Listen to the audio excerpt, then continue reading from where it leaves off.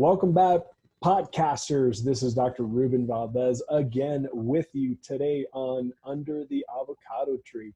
And today I have the pleasure and the privilege of introducing to all of you a really, really good friend. Her name is Liz Barhydt.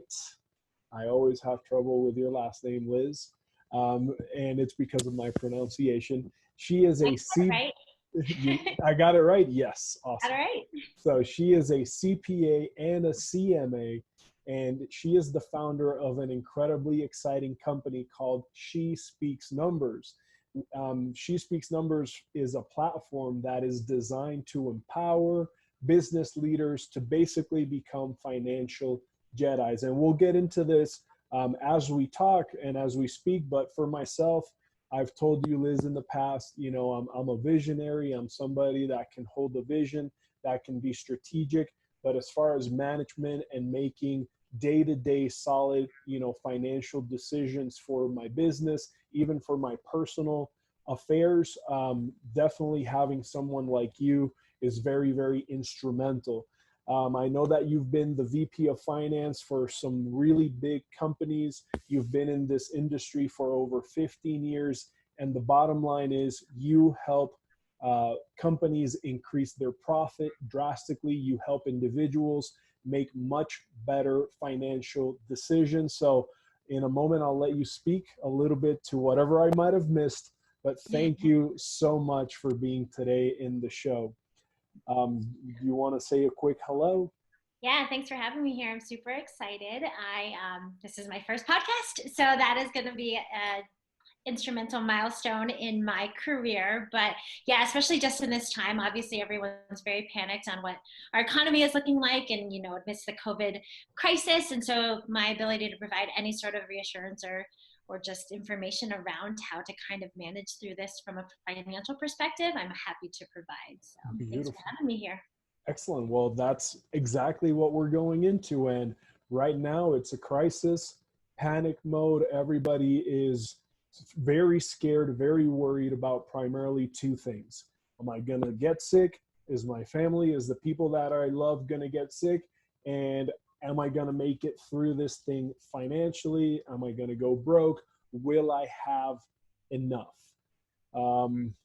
Let's start talking a little bit, if you can, help us understand just a little bit deeper about your background and the skill set that you can bring to a situation like this, Liz.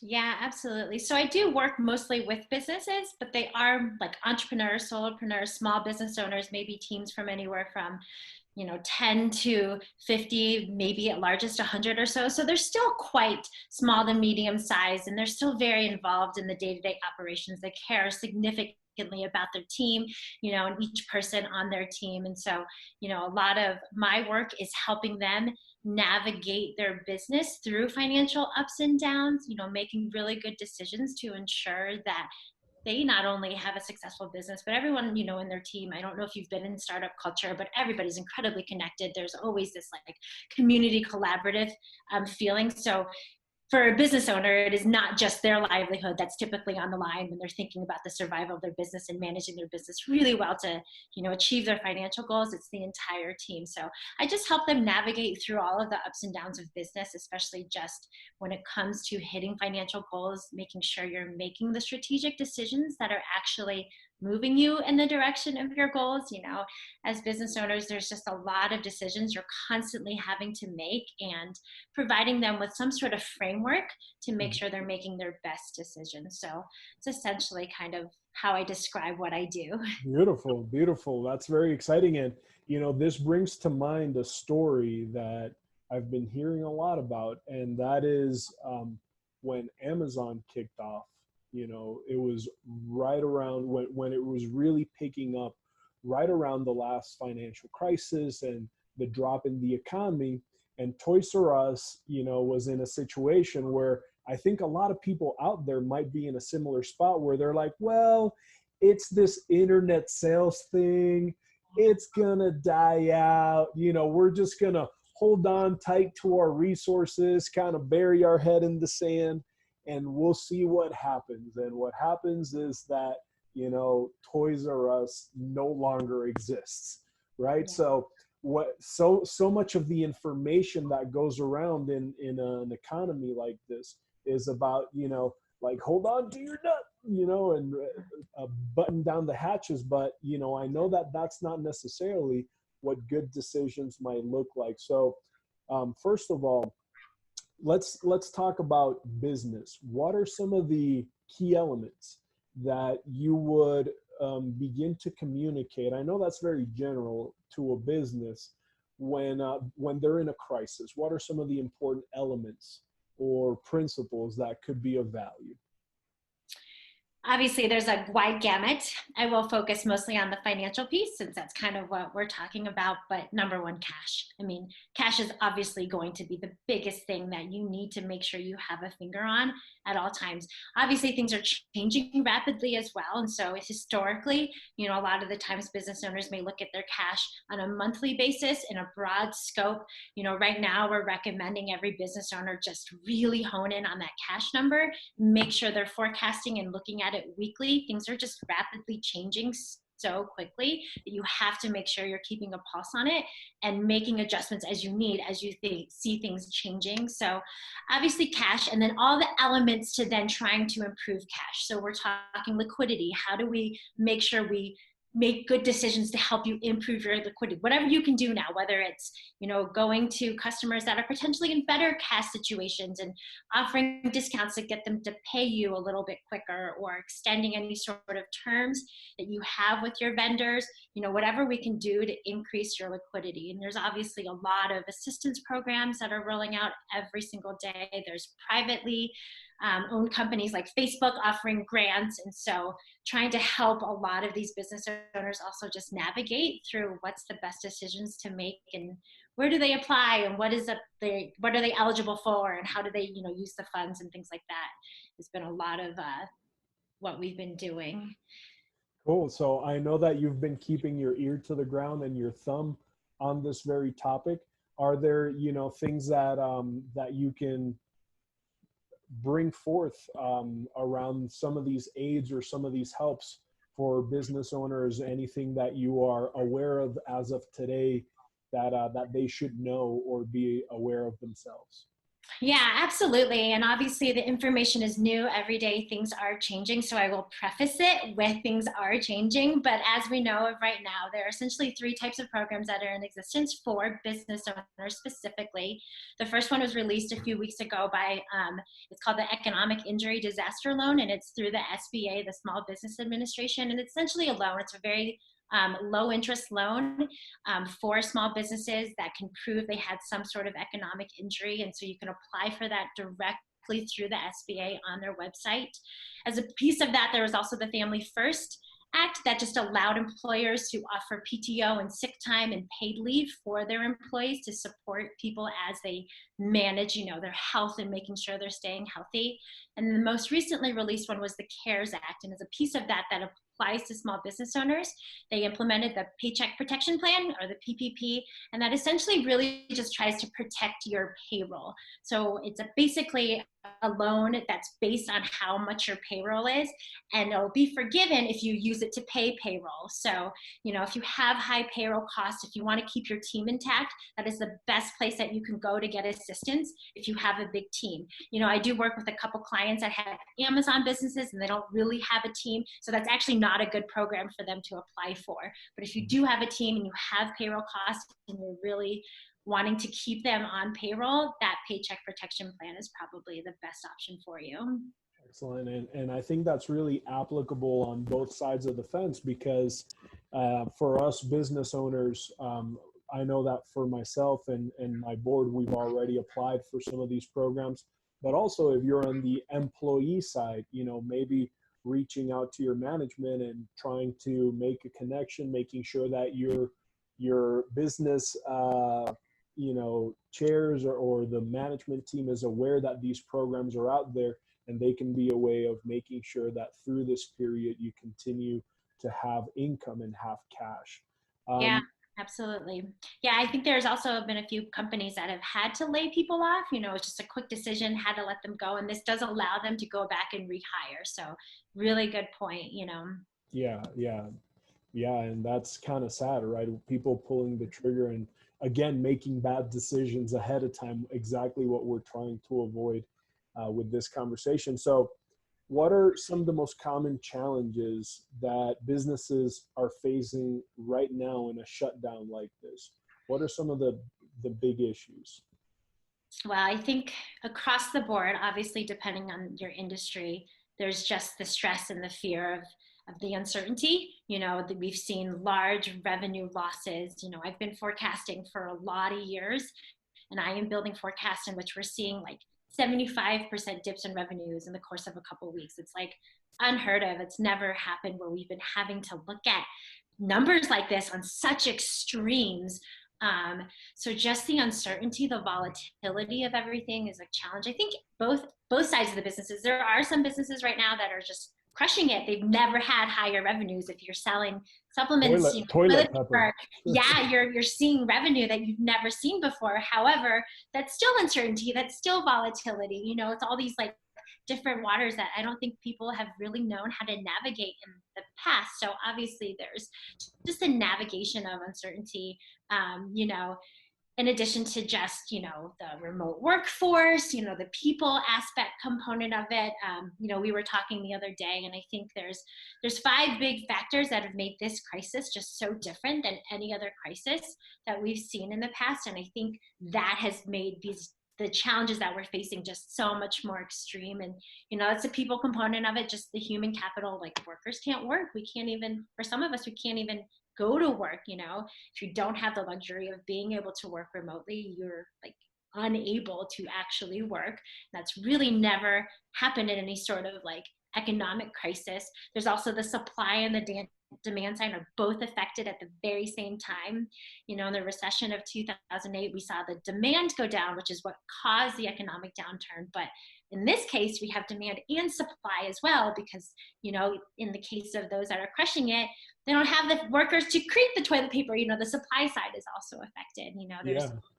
lots of uncertainty in the debt and equity markets. People don't know if they're going to have access to capital. So that again causes uncertainty. This is global. There's probably not a single country in the entire world that isn't impacted right now. And that's just obviously exploding on top of everything else. And then, just the fear of like, when will this end? Like, Hmm. we don't really know. We can guess and we can hope, but like an actual time frame of when this will be over is just so unknown. So I think with those five factors, this has caused a lot of fear and anxiety that we haven't seen before. And just navigating through that has been probably the biggest challenge for every business. So Liz, I mean, from everything that you're telling me, if good decisions aren't made at this stage, both personally and also at the business level, these things are beginning to sound really, really grim to me. And let's just speculate. Let's just talk about what happens if good decisions aren't made.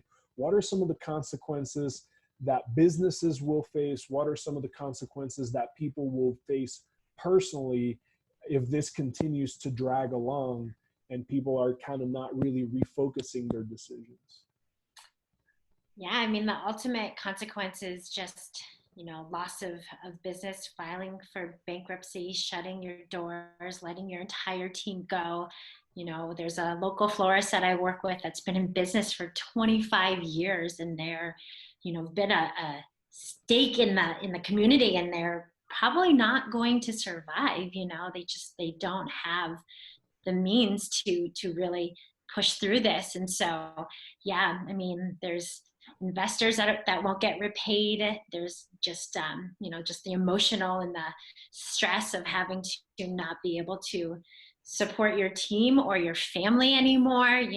Back in, I think, 2008, I think just in that short time of that small recession, there were 200,000 businesses that were shut down, but that equated to 3 million jobs. So like 3 million people were just completely left with nothing. And it's just a very scary situation that we really face right now, because that is not, I don't feel like that's even like the tip of the iceberg to the amount of damage that this could make for our economy. So Yeah, definitely some scary times. Yeah, and I mean, kind of brutal because you're talking about the last recession, up to 3 million people. We've been a few days, maybe a week and some change into this, and it's already past the 3 Is it million. already past 3 million people? Yeah, That for I didn't filing actually even for, know. yeah, filing for Oh, filing unemployment. for Yeah, unemployment. yeah, Right, right. and I've even heard that there's still so many people trying to file that the website is crashing, like people can't Mhm. finish their filing. So, I don't know, but there's talk of of recession, depression, all of those things, and I think that at the end of the day, good decisions, good sound financial decisions are really kind of the life raft here, the saving grace. And Mhm. I know for myself, I didn't study this. This is not my degree of expertise. This is not, and I hear you speak about this stuff, and I find so much confidence, so much security, so much comfort, so much vision into how to navigate through some of these things. And my understanding, and I want to get into this, is the more you look at numbers, the more you understand numbers, it's almost like it begins to give you a lot of control. Yeah. And this sensation of being out of control and being susceptible to whatever circumstances are going on outside of us, it's like a lot of the work that you do, I know, helps people kind of regain that control. Yeah. So help us understand, how can we get there? Like, how is this done? Yeah, 100%. I mean, that's exactly what being able to read your numbers and understand what they're telling you does for you. And you and I have talked about it. Like, it takes some of that emotion out of it too. Like, numbers in its like purest form are not emotional. Yes, of course, we have a lot of emotional attachment to money and to numbers in that way. But when you're just looking at numbers, they are not emotional. So it helps you make more logical decisions that are not tied to emotion. So, number one is just really understanding where your revenue comes from, what your expenses are, what are your necessary expenses, what at this point in time are not, and making sure you're starting to eliminate some of those waste cost numbers and understanding where revenue is coming from so you can start to pull some triggers to drive that number. And obviously, in this time, people are having to pivot. So even if you've had like a specific revenue model in the past, what additional revenue type streams can you start to think about? How can you start to diversify your services? How can you start to take things online? There's a lot of creativity that's happening, which is one of the great outcomes that I see of this. Is innovation is everywhere right now. But back to your question, like, just really getting clear on exactly what drives revenue and where you're spending your money is going to be the first place you start.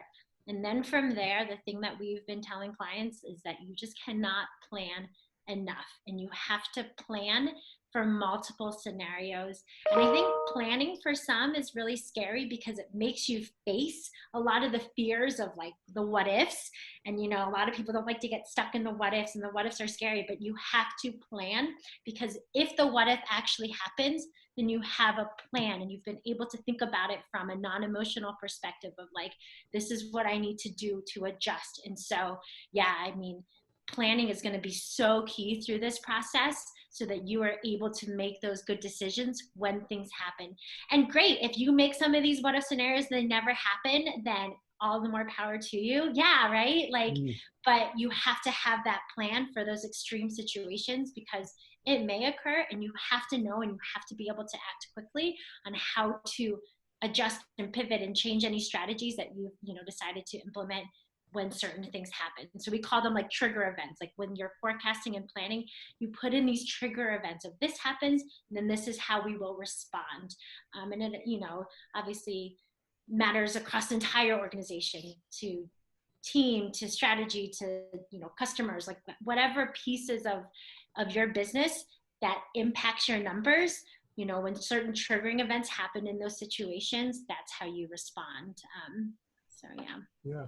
And you know that a lot of the approach that we take on through the podcast is primarily health based.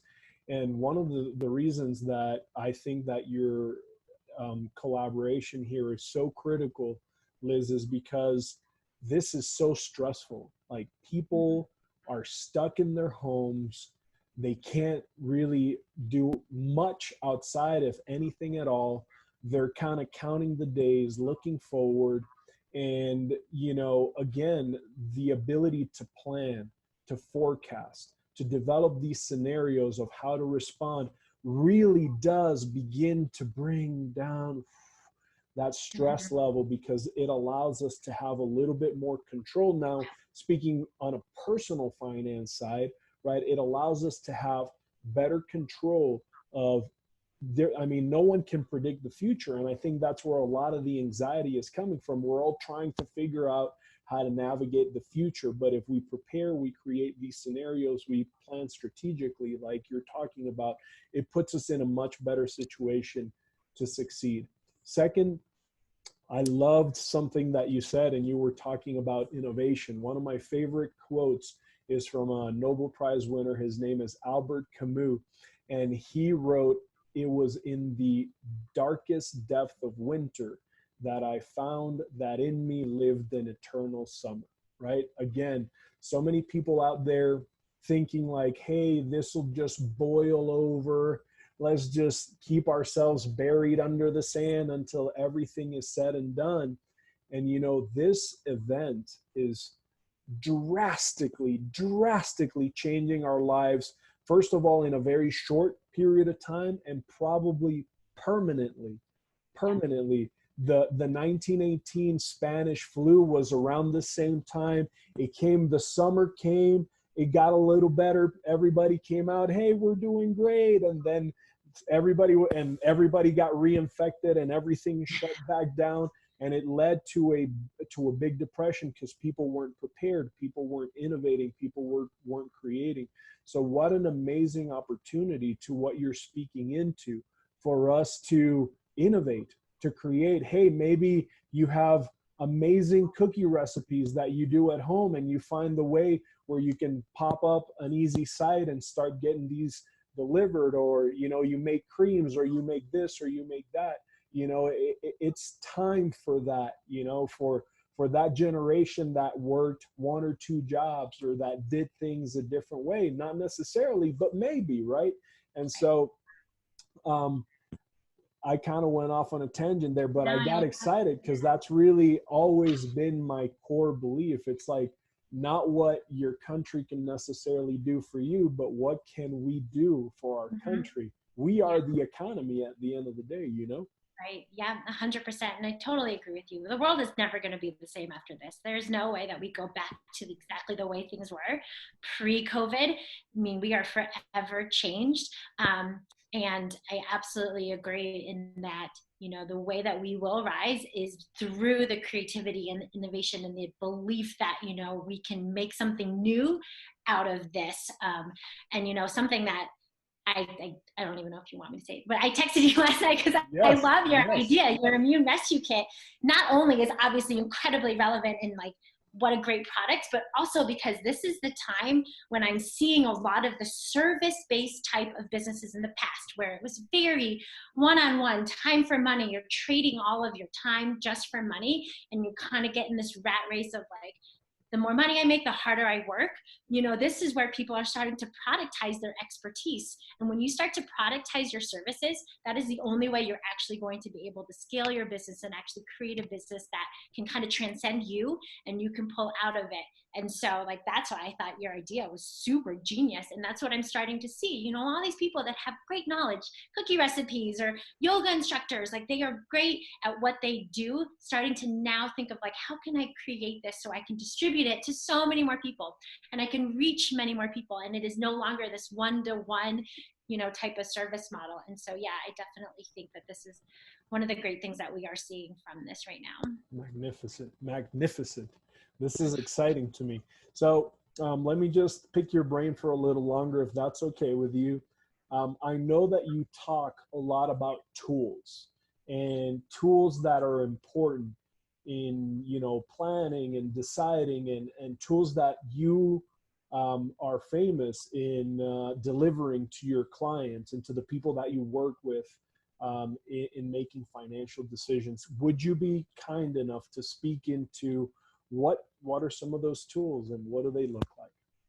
Sure. Yeah. So, I mean, there's two very specific like business tools that I've been using a lot with clients. And then there's one just for COVID type of tool that I would love to share with your audience if they find value in it. But the first one is cash forecast. I mean, we can't talk about cash enough, and we can't place enough emphasis on how important it is for you to make sure you know exactly where your cash is, and not just where your cash is, but where you expect it to be in 6 months. How much runway do you have with the cash that you have on hand? You have to know like how long can I survive with this until something like really bad happens?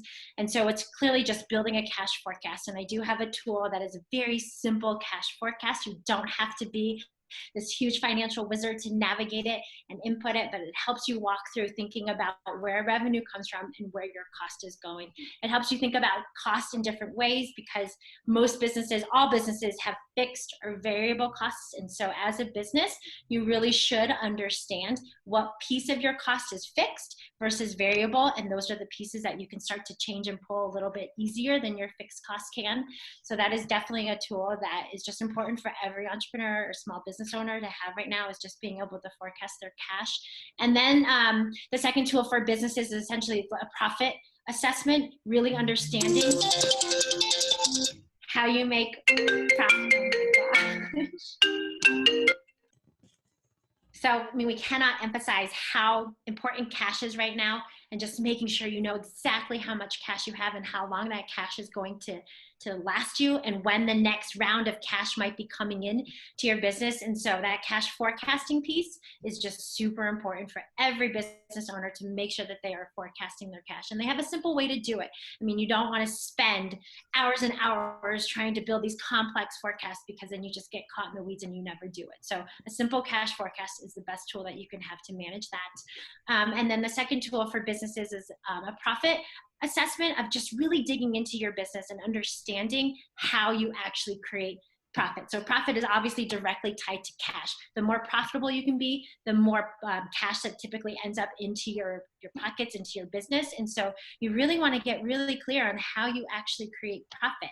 You know, a lot of businesses don't operate on really high margins. You may have really strong sales. You might be creating lots of top line revenue dollars, but if you're not very clear on how those translate into profit, the higher you grow, the worse you're actually doing, and probably working much harder to create those like top line revenue dollars. So just digging into understanding how do I actually make profitable revenue is really important. And so it's a model where we kind of dig in and we assess like what is driving your profit, where can we cut, where can we get efficiencies. You know, a lot of the times people only look at profit as cutting costs, but it's really efficiencies. You know, business today is really about streamlining processes, automating things. There's so many tools and resources to help us just become more profitable. So that is definitely a tool that's been really valuable. And then the third one that I was talking about that is much more COVID related is, you know, helping people navigate through all the assistance programs. So it's just a tool to help you calculate what kind of loan you'll be able to receive, and, you know, just an organization of all the documents you need to look at, you know, what assistance you have available. And so that is definitely a tool I'm happy to offer that, you know, might help people just navigate through all of the legislation that's, you know, 5,000 pages long. So yeah. Fantastic. All right. Well, I love those tools. And are there I mean, as you're speaking about businesses, I'm also thinking about me personally. These are actually also tools that would be in a way applicable to personal finance, especially the first two, when you talk about, you know, looking at personal cash flow and looking at where things are coming from, where they're going, like you said earlier, eliminating, cutting down some of the things that that are really great when everything's beautiful, but when things start getting, it's like, get them out of here, right? And then also, you know, looking at I would say treating ourselves almost like a business too. You know, where is my profitability? Where are the efforts and the energy and the things that I'm doing that are actually driving? And what are the things that maybe I'm spending a lot of time in that perhaps are not really helping me move the needle financially, and maybe almost like a self-inventory too in that way could be beneficial. So that's very interesting. So if there's people out there, business owners, large businesses, small businesses, talk us through who would be a good fit for you, who would be someone that you would take on because they would be somebody that would just benefit immensely from the type of work that you do. Yeah, just any business owners that are really struggling to understand what their numbers are telling them. I mean, that is kind of where I really try to empower, like you said, business owners to use their financials to not just look at them as like, here's where I've been, but actually use your numbers to help you make your best decisions moving forward. So business owners that have some sort of historical track records of this is where my business is, but I am struggling to get to the next level. I don't know how to take my business to where I want it to go next. That's where I can come in and help you understand a lot of, what's been going on in your business and what we can change to take it to the next level. Excellent. And so for those people that are needing financial help, financial guidance, management input, and they're interested in working with an expert like you, Liz, how can they reach out to you? How can they find you? What's the best way? Yeah, so my website is just She Speaks Numbers, same as Facebook and Instagram. I do have a YouTube channel that's just launched, so there's only a few videos, but there are some videos on there, so they can obviously find She Speaks Numbers on YouTube. But you can also just personally email me. I'm obviously happy to help in any way I can. If it's even just answering questions about something very specific, it's just Liz at She Speaks Numbers. So always happy to help. Well, thank you so much, Liz. Is there anything else that you would like to close out with, or just a quick goodbye, or any additional information that you'd like to throw out there for the people during the crisis? Plan, and then, think about being resilient. Like, what does it mean to you to actually be resilient, and start thinking about how you can start to build that resilient muscle in you, build the resilient muscle in your business. And one thing I did not talk about is, one thing that I do also think is really important as companies are in this period, and you've said it, like, we hold down, we isolate. Like, I think it's very important for us to stop, like, getting within ourselves, making sure we're communicating with as many people as we can. If you have had to let some team members go, keep them in the communication loop on where you're at, when you'll bring them back, suppliers, make sure you're keeping those lines of communication open. There is no one more important than your financial institutions, your bankers, your lenders, that you should be continually having conversations with on, here's where I'm at, here's where I think I'm going to be, here's when I'm going to need you to come back, because the path to recovery will happen at some point. And you also want to make sure that when that happens, you are set up to make sure you know exactly what you need to do to get yourself going again. So yeah, that's the last piece of advice that I would. Excellent. So, Excellent. cool. Well, I've loved this conversation, both personally, and I'm really praying that a lot of people that will get to listen to you, Liz, will be encouraged. I mean, part of it is like a big slap in the face, to be honest with you, but it kind of woke me up, and it's really given me clarity on how to best move forward during this time of crisis. So thank you for having joined us today. Thank you. And Thank under you for the having me. avocado tree. You too. Thank you for joining us. All right. Bye. Bye.